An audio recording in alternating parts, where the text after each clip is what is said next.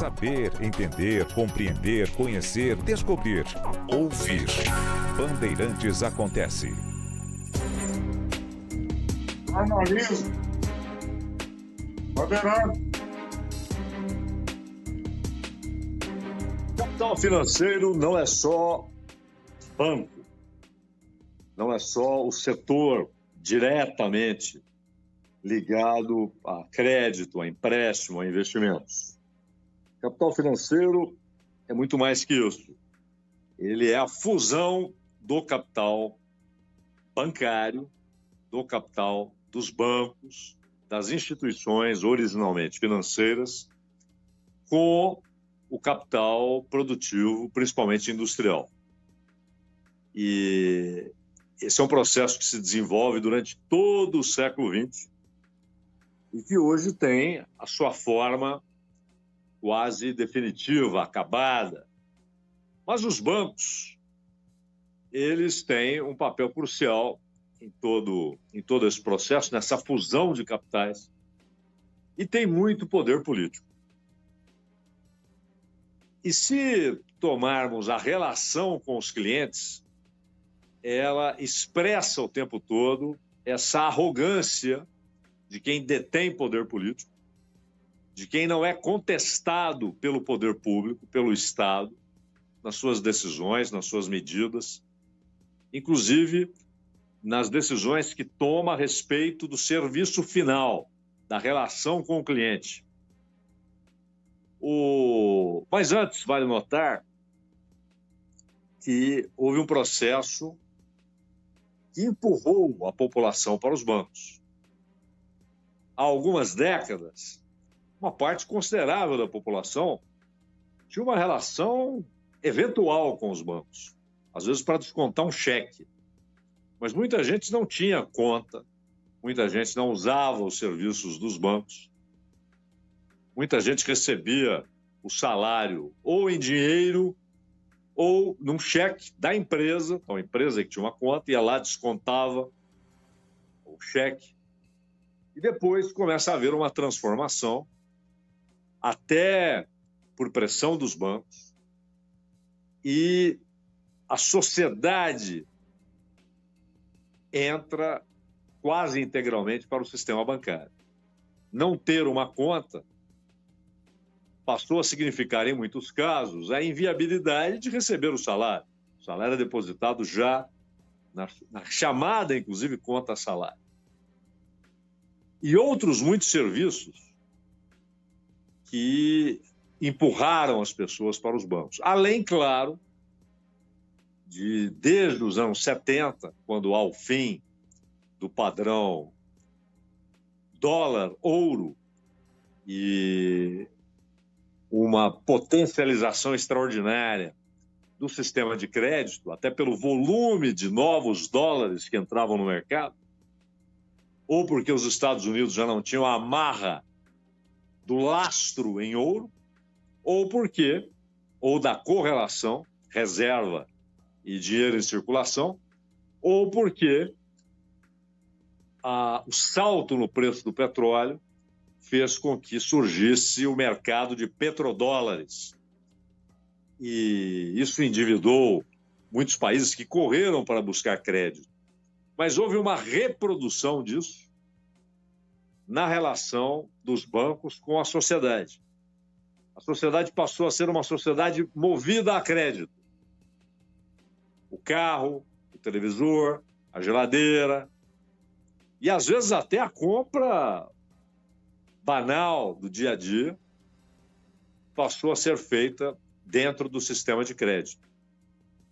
E isso levando a uma proliferação de empresas que ou dão segurança a quem financiou, sistema de seguro, ou então trabalhando com os títulos das dívidas.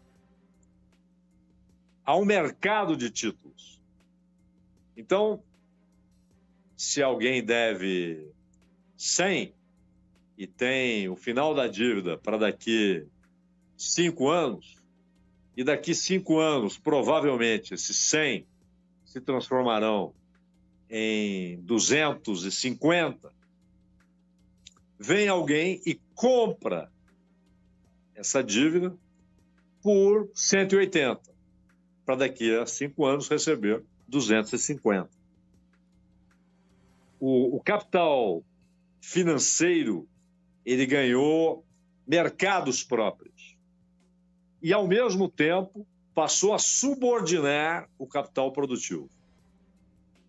Não só por aquisições, por incorporações e pelo movimento, que é um fenômeno indissociável do capitalismo, que é a formação de monopólios, e a formação de monopólios provoca o fenômeno seguinte, que é o imperialismo como...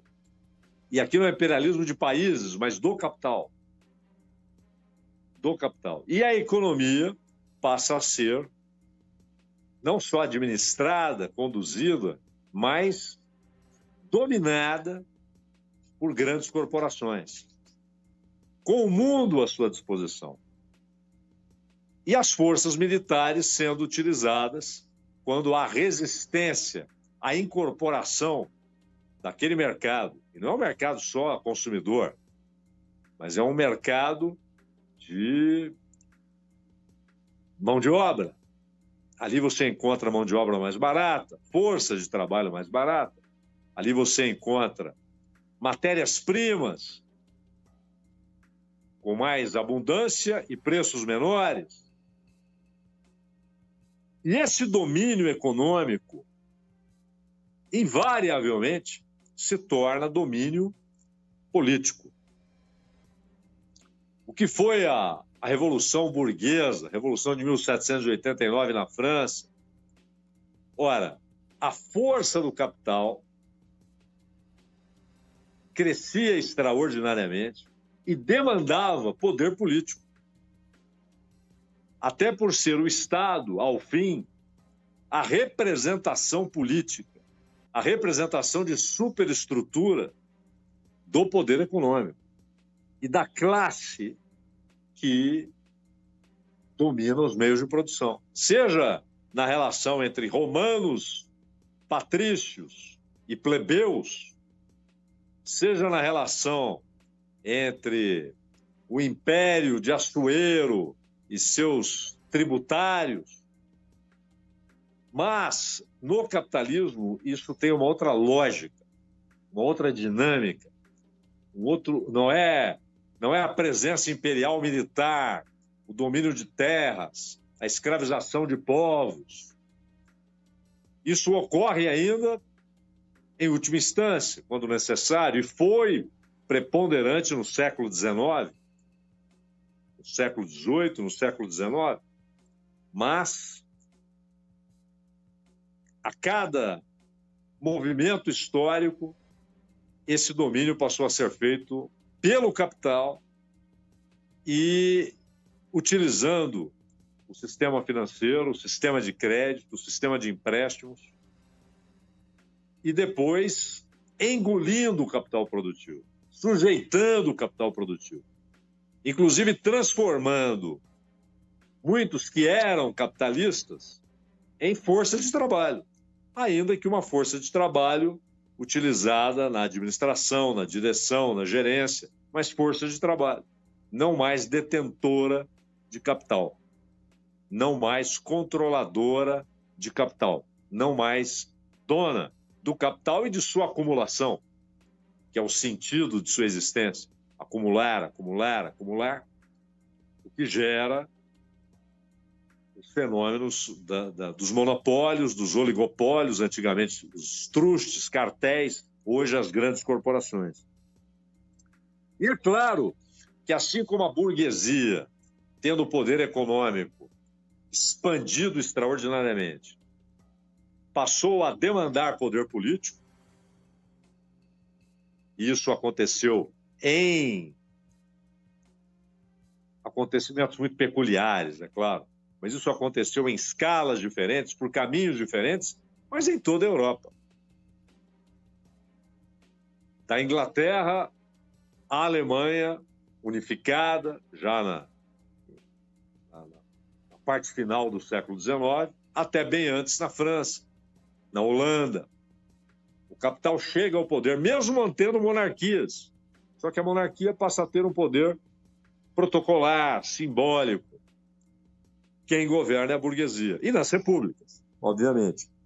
E não interessa se é uma ditadura militar ou se é um sistema de aparência democrática, chamada democracia burguesa. Não importa.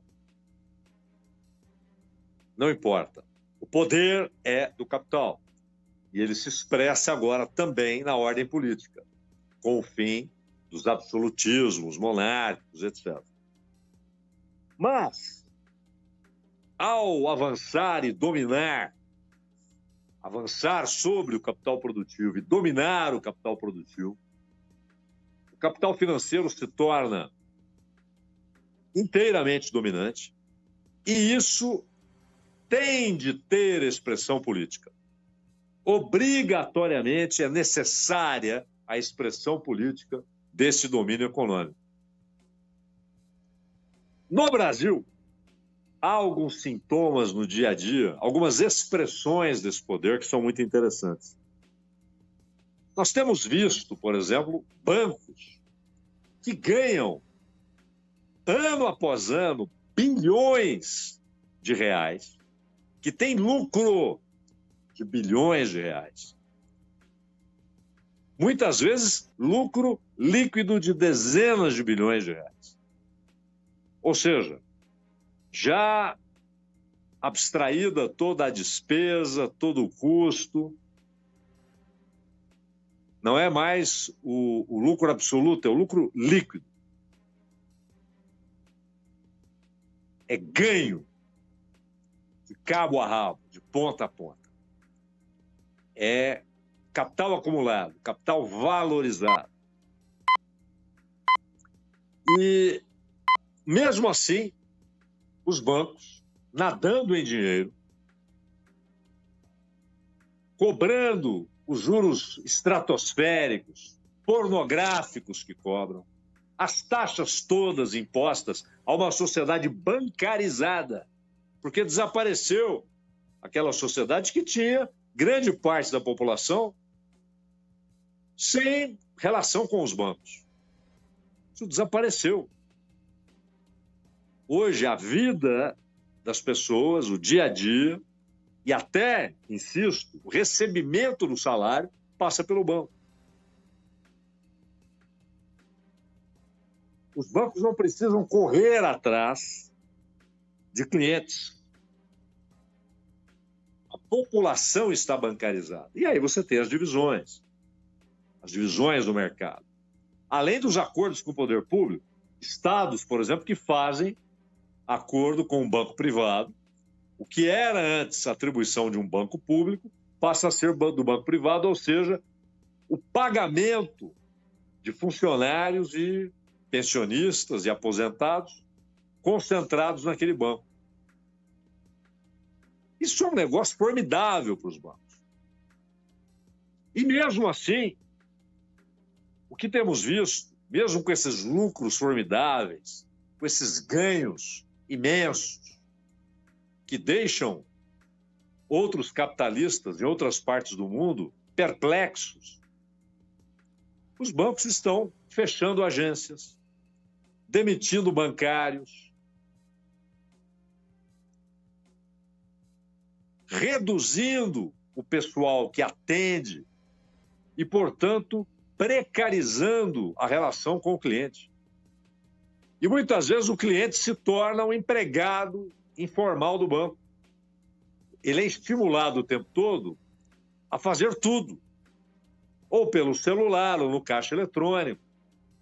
Mas há coisas que exigem a conversa com alguém que fale em nome do banco, que instrua, que oriente. Mas não se trata aqui do gerente para os clientes preferenciais. É o gerente para atender todo mundo, é o funcionário na boca do caixa ali para atender todo mundo.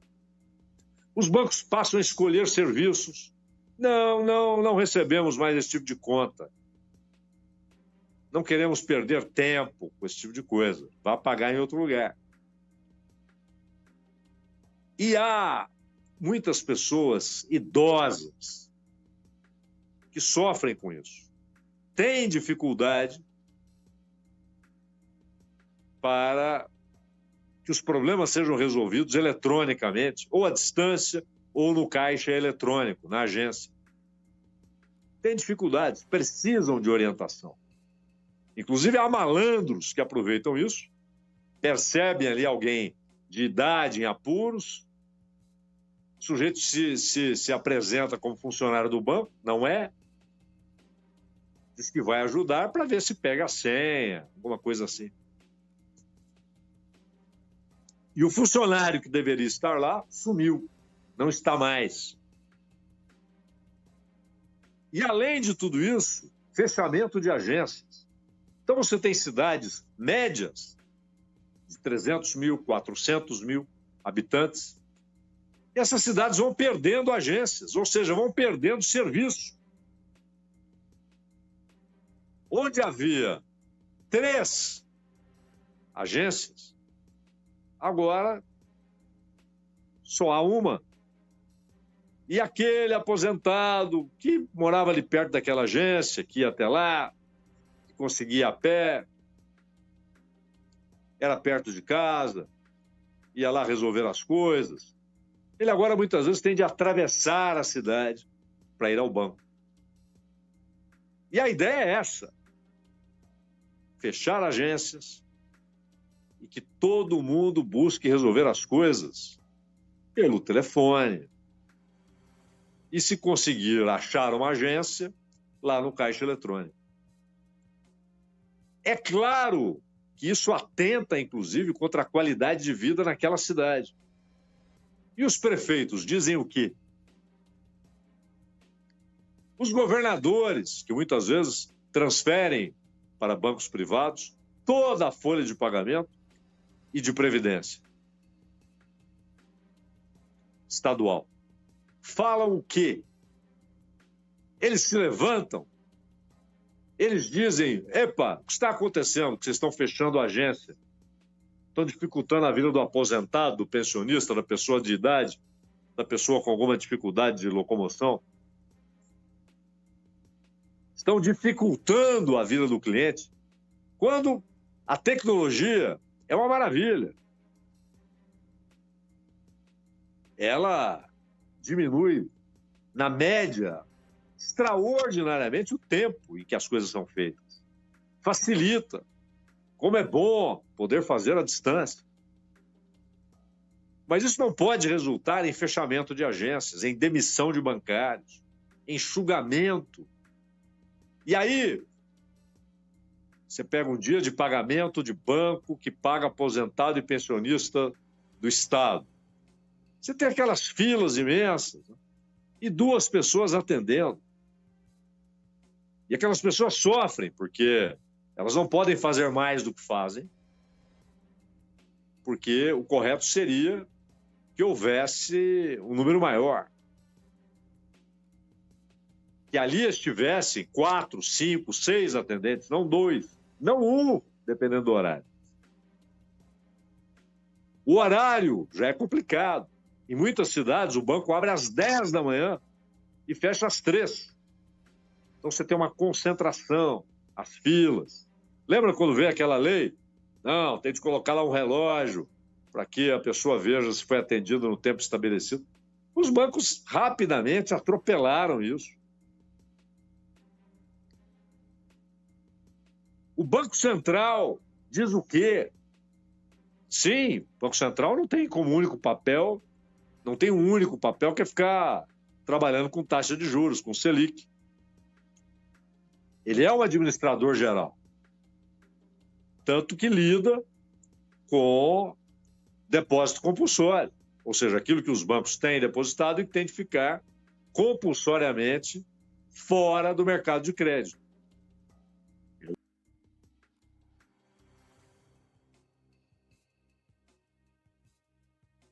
Inflação.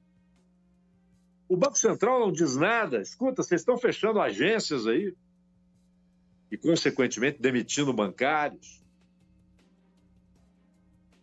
O cliente não pode ficar à mercê exclusivamente do sistema eletrônico, que muitas vezes falha. Quantas e quantas vezes o banco tal, hoje o sistema foi para o beleléu. Por que beleléu? Foi embora. E aí tudo bem. Daqui a 12 horas tudo estará resolvido. No dia seguinte tudo estará resolvido. É preciso ter a opção física e muitas pessoas precisam desse atendimento. Precisam, às vezes, do passo a passo ali para lidar com um caixa eletrônico. Ou mesmo que tenha conseguido aderir ao celular, precisa da orientação, precisa conseguir falar com alguém no banco e não com uma máquina. Mas o poder público não reage. O prefeito não reclama que a sua cidade está perdendo agências, que a sua população está sofrendo com isso, que há uma precarização do atendimento. Os governadores não dizem nada, nem para pegar o telefone. Eles não falam com o gerente da agência, eles falam com a direção do banco. São governadores. Escuta, vocês estão fechando agências aqui no meu estado, num número impressionante. Isso está afetando a população. E o Banco Central também não diz nada. Isso é poder político, isso é expressão de poder político. Ninguém mexe, ninguém incomoda. Quando muito há uma palavrinha pública, demagógica, que nunca se realiza. Além do extraordinário poder, e quando falamos em capital financeiro, repito, os bancos são uma parte. O capital financeiro é uma fusão de capitais. Financeiro, bancário e industrial, comercial. Além das fusões que levam a monopólios imensos, abarcando inúmeros setores da economia mundial. Além do controle que essas corporações passam a ter sobre a economia e a política no mundo, e até sobre o desenvolvimento de guerras, o iniciar guerras, a produção de situações de conflito.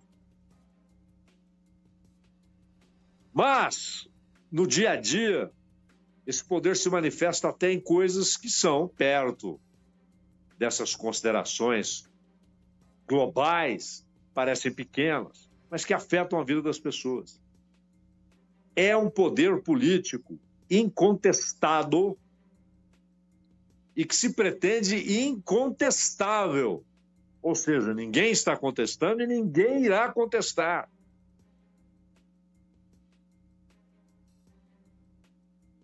Ora, não adianta o prefeito, o governador, o presidente, o ministro da Fazenda, o presidente do Banco Central ficarem calados.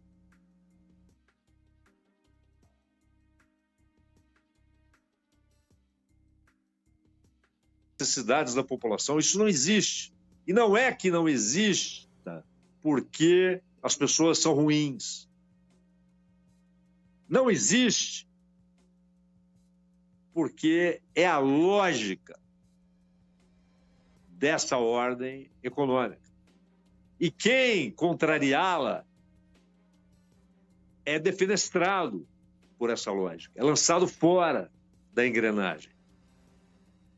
E o poder público, que é o que pode amenizar, reduzir efeitos, contestar, fazer com que haja uma legislação que estabeleça limites que possam garantir que os serviços sejam razoáveis, que levem em conta as necessidades que são diferentes dentro da população.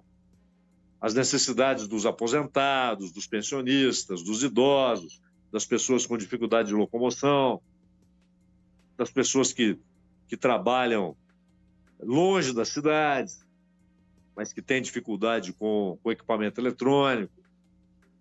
Esse é o poder do Estado em uma relação que não é uma qualquer. As pessoas estão perdendo a alternativa de não lidarem com bancos. O sujeito pode dizer: eu não vou mais em padaria, eu não vou mais comprar isso ou aquilo, eu não vou mais no cinema. Mas ele não pode dizer: eu não vou ter relação com o banco. Essa relação está imposta. A economia funciona de uma maneira em que essa relação é incontornável. As pessoas foram lançadas no sistema bancarizado. E agora são tratadas, a não ser, claro, uma ínfima parcela que tem um tratamento com tapete vermelho, mas são tratadas com precariedade, com um se vire. Havia 3 agências, agora só tem uma, porque eu quero aumentar meu lucro. Então, fecho 2 agências, demito os funcionários dessas agências, vou ficar só com uma. E vocês que se virem. E o Estado, todo ele, da prefeitura ao governo federal, o Estado calado, submisso,